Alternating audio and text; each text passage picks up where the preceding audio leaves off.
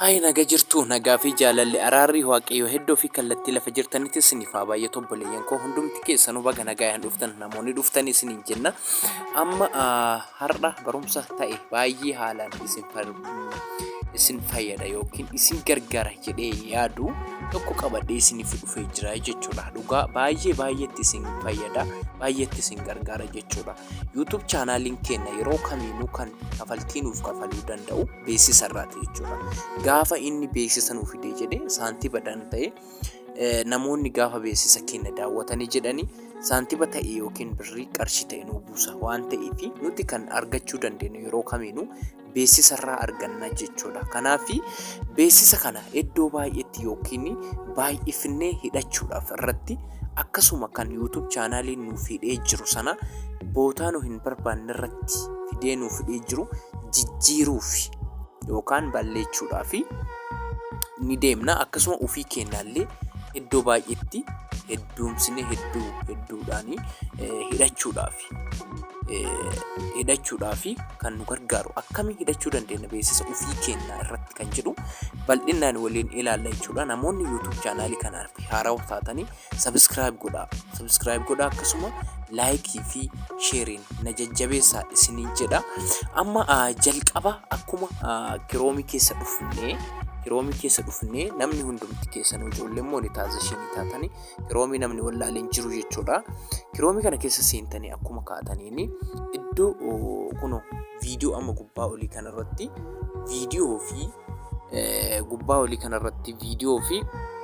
viidiyoo laayiviitii fi viidiyoo intinitti jira jechuudha. Kuno akkuma isin argitan jechuudha iddoo xiyyaaf deemaa jiru viidiyoo ofii keenya gallachuun kun kan laayiv ittiin seenee jechuudha.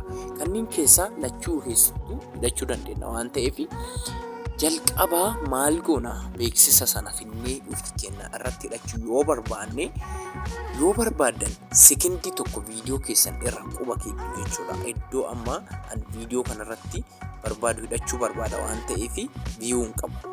Garuu viyuu xiqqoo ta'eeti beeksisa iddoo garaagaraatti mummuree dafaatti akkanaa fiduuf jechuudha. Hidhachuu barbaada waan ta'eef sekendii 2 yookiin 3 haa ta'uuti quba keessan irra keettu jechuudha.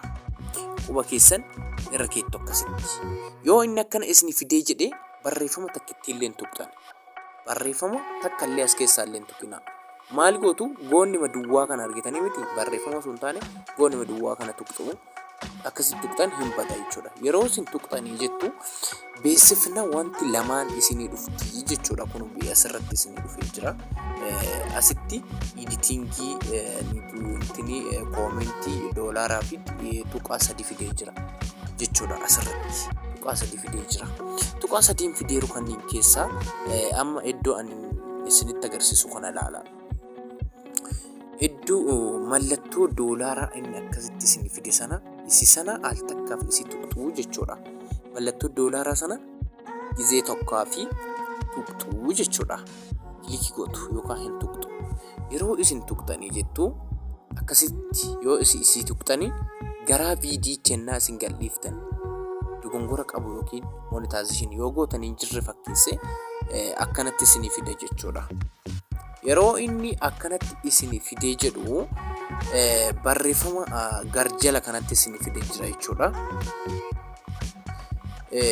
Manager media rules kan jiru kana isinii fidee jira.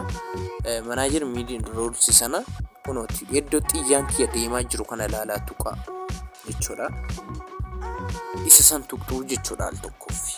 Maaliif beeksisa dhandhee viidiyoo kanarratti beeksisa baay'ifne hidhachuudhaaf yookiin kan qaranuu hidhame balleessuudhaaf mee YouTubein beeksisa iddoo meeqatti naa hidhee jira viidiyoo kana kan jedhu waliin ilaallalle jechuudha. Isarratti tuqadhee gaafa jedhu akkatti na seensisa jechuudha. Kunooti akkatti na seensisee jira. Viidiyoo kanarratti iddoo tokko bicha naaf hidhee jira jechuudha YouTubein. Kunooti akkuma isinitti agarsiifamu. Kunoo ila wanti gurraatti wayii hin jirti jechuudha. Gurraachattee bahaa jechuudha iddoo inni itti naaf hidhee jiru. Kunoo argaa jirtu jechuudha. Ila wanti gurraatti kana waan gurraatti sana argaattu wanti hundumti keessanuu jechuudha. Innaa kun iddoo gurraattii sanatti nuuf kennee jira jechuudhaan. Nuuf kennee jira. Isa sana mee akkamiin baay'ifanna kan jedhu jechuun isa takkitti bichaa naaf kennee jira yuutuubiin naaf. Ila sanuyyuu iddoo hin rabbaane wayii fidee naaf kaa'ee jira yuutuubiin. Iddoo namoonni silaa bootaan naaf kaayamuu qabu silaa beeksifni jechuudha. Jalqaba kanarra naaf kaayamuu qaba ture jechuudhaan. Kottu nyaata. Jalqaba kanarra naaf kaayamuu ture silaa ila kunoo asirra. Jalqaba kanarra naaf kaayamuu yookiin haga 3-4 akkana deddeemsaati naaf kaayuu ture jechuudhaan. Garuu iddoo takkitti bichaa naaf kaayee jira. Nu ammoo baay'ifannee irra keenna jechuudha. Attam goonee irra keenna kan jedhu waliin ilaalla kunoo hammasi. Egasiin booda kunoo jechuudha amma beeksisa ofii keenna itti dabalachuudhaafi maal goona isin fakkaate sararattiin gurraattiin illee jirti jechuudha ila kunoo sararattiinis sarara sana qabaa iddoo ta'e keeyaati irratti beeksisa hidhanna jechuudha kunooti sararatti ila kunoo sarara dhaabbattu sana yoo argaa jirtanii isinitti mul'ata jechuudha. Innaa sarara san qabaatii iddoo ta'e keeyaati aadi bireek itti goona jechuudha. Amma 00 irratti naaf kaayamuu qaba dirqama beeksifni jechuudha. Beeksifni yeroo kamiinuu aadi bireek yeroo itti godhatanii beeksifni jalqabarra kaayachuu qabdan yoo ofii keessanitti dabalatanii yoo inni jalqaba 00 viidiyoon kan keenya jalqabin irra siif kaayee hin jirre ofii keetii achi fiddeerra keeyatta jechuudha. Yoo inni irra sii kaayee jiraate iddoo biraa fiddee iddoo garaagaraatti fiddee mummuraa haga beeksisa 3-4 itti dabalatta jechuudha. Beeksisallee beeksisa bichaa naa daawwatanii jettanii ufitti hin baay'isinaa beeksisa yeroo keettanii ufitti hin baay'isinaa jechuudha. Gaafa ufitti baay'iftanii jettanii namoonni beeksisa salacha'u waan ta'eef iskiippi godhaati hin jibbisiisa jechuudha. Viidiyoo keessanii baay'inaan daawwachuu hin danda'an waan ta'eef ufitti hin baay'isinaa beeksisas jechuudha. Amma aadi bireekii godhataa deema jechuudha. Akkaan godhu kanaan amma kunoo sararatti ol dhaabbattee jirtu tan argaa jirtu sarara sanarratti aadi bireekii godhachuu qaba jechuudha beeksisa tokko. Isa godhachuun dura barreeffamni kun ta'etu jira jechuudha. Gubbaa kanarra kun aadi bireek jechi jettu jira. Kunoo jechuudha. Gaafa sararatti kana qabdanii iddoo wayii fiddanii iddoo san dhaqanii aadi bireek san tuqxu jechuudha. Aadi bireek jechuun beeksisa irratti hidhachuudhaaf waan ta'eef aadi bireek jedhama yeroo hundumaayyuu kamiin irratti jechuudha. Aadi bireek san tuqxu. Aadi bireek san al tokkoof erga tuqxanii booda kunuutii bira geeftanii jechuudha.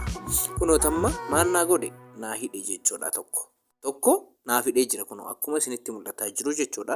Qara gurraattii sun hin jirtu ture amma gurraachattee jirti jechuudha. Kunoo argitan ammallee sararuma san qabadheeti iddoo wayii kaayee achi aadi bireekitti godhadha jechuudha. Ammas laalaa qofa laalaa ammas sararratti sana maal godha hin fiddu jechuudha. Akkas kunoo amma sararrattiin tun maal taati deemaa jirti jechuudha. Iddoo wayii ta'etti akkana fidee aadi bireekii gootu ammallee maal gootan aadi bireekii jechutu gubbaa olii sanitti tuqxu jechuudha kunoo jechuudha. Achi aadi bireekii san jira isi sana tuqxu itti edama jechuudha beeksifni ammallee ni tuqxu jechuudha isima sana aadi bireekii jechutti jettu san tuqxu maal ta'e ammas kunoo naa gurraachatee jechuudha. Waliigalatti beeksisa lamatti dabaladha jechuudha. Inni beeksisa tokko bicha kunoo caafii kanarra naaf kaa'ee jira akkuma isinitti mul'atu jechuudha. As bicha naaf kaa'ee jira. Ammas mee waliigalatti beeksisa 4 bicha haa godhadhu bakka. Beeksisa 4 bicha godhadhee dhiisa. Maal namoonni illee salacha'u waan ta'eef yoo itti baay'isanii jedhanii amma tokko as kaaya. Tokkollee as kaa'uudhaaf xiyyaa sarara sana fuudhee as fida jechuudha. Ila kun akkas quba keessan hin qabdanii akkas fiddu jechuudha. Akkas fiddu achiin booda maal gootu ol dhaxxu jechuudha. Ol dhaxxanii jecha kunoo asitti aadi bireekii jedhu bichaa tuxxan beeksifni irra hidhama jechuudha. Aadi bireekii jechuudha. Akkasitti kunooti irratti hidhattanii anamma waliigalatti beeksisa meeqa bootaa 4tti hidhadhe jechuudha. Jalqaba tokko jalqabarra hidhadhee lammaffaadha sadaffaa arfaffaadha jechuudha. Arfaffaan kan inni naa hidheedha Isa kanallee yoo barbaade balleessuu kan inni naa hidhe kanallee balleessuu danda'a jechuudha. Yoo barbaade balleessuu hin danda'a jechuudha. Kan akkas godhattu jechuudha. Amma fakkeenyaaf ad break jechuudha. Ammas kan biraa kan barbaadanillee irratti baay'isuu dandeenya. Akkas goonaa jechuudha. Ammas mee tokko itti haa dabaladhu. Ammas tokko bichaa haa dabaladhu. Ad break dabaladheera jechuudhaani. Isa kana amma diileeti gochuudhaaf amma beeksisa yeroo baay'ee yeroo tokko darbee maal godha yuutuubiin boota tokkotti caaccessii jechuudha. Boota tokkotti walitti qabeeti jalqabarra ta'uu danda'a, dhumarra ta'uu danda'a, jidduu kanneen ta'uu danda'a jechuudha. Daqiiqaa yookiin sekendii walitti dhiyeesseeti beeksisa 10-15 ol ofii irrattidha jechuudha. Sun ammootu nama viidiyoo kan kee daawwataa jiru akka salacha'u, namni viidiyoo kan kee akka jibbu taasisaa jechuudha. Isa sanniin maal gootu quba keessanii ilama irra yoo keettanii quba keessanii yoo tuqxan maal ta'a hin budata. Yoo gaafa isin quba keessanii gisee tokko tuqxanii bulee ta'a. Innaa isuma kana tuqaallee barbaadan isuma san fuudhaa akkasisiisuu illee hin dandeettu. Akkasitti akkas qubuma keessanii bulima san tuqaati siiqsuu dandeettu jechuudha. Amma yoo inni gaafa tokko gisee tokko walitti baay'isee fa'a isin fidee yoo jiraate keessaa diileetti gochuu yoo barbaadanii isuma sana gisee takka tuqxan jechuudha. Yeroo inni gisee takka akkasitti irratti isin tuqxanii bulee taati jechuudha. Bulee taati. Yeroo isin bulee taatu jechi diileetii jettu kunooti asirratti saabattee jirti jechuudha. Kun gubbaa olii kanarratti ad break diileeti jedha jechuudha. Xiyyaa isinitti agarsiifamaa jiru kana ad break diileeti jedha isa san tuqxuu jechuudha.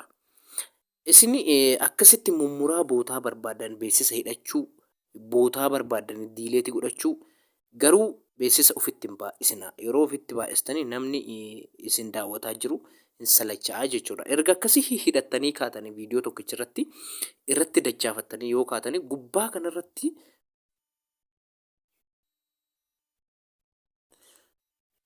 gubbaa olii kanarratti koontiinuu jecha jedhutu jira jechuudha. Jecha bootaa xiyyaa irra jirtu sana isa tuqxu jechuudhaani. Isa tuqxu egaa irra hidhattanii akkasitti kaatanii isa tuqxu. Erga isa tuqxaniin booda hundumaafuyyuu walii axxaqaalaa isaa wanta sirreessitan sirrii gochuudhaafi gubbaa kanarra ammas seefi jiraa jechuudha. Bootaa xiyyaanti adeemaa jirtu sallaala. Isa sana seef gootanii baatu jechuudha. Seef gootanii baatu bakka. Hunduma viidiyoo laayivii seentanis viidiyoo gallakkiftanis akkasitti hidhachuu dandeettu. Seef gootanii akkasitti duubatti deebitu jechuudha. Yoo duubatti deebitanii kaatanii gisee tokko manaajer miidil ruuls kan jedhu kunis viidiyoo gargarii jalaa hin bada jechuudha. Viidiyoo gargarii jalaa waan baduufi isin viidiyoo mikinaata maaliif akka inni badus ilaallaa jechuudhaani. Isa kana akkasitti hidhattu jechuudha. Nama kamiifuu yoo hin dhufa isin fayyada jechuudha. Waliifis sheer godha. Sheerii fi laayikiin jajjabina naaf ta'a jechuudha. Kana akkasitti waliin ilaallaa ham viidiyoo itti aanuun walitti deebinutti laayikiidhaan fi sheeriin na jajjabeessaa. Turtii gaarii isiniif haa ta'uu. Nagaa naa turaa. Baay'ee.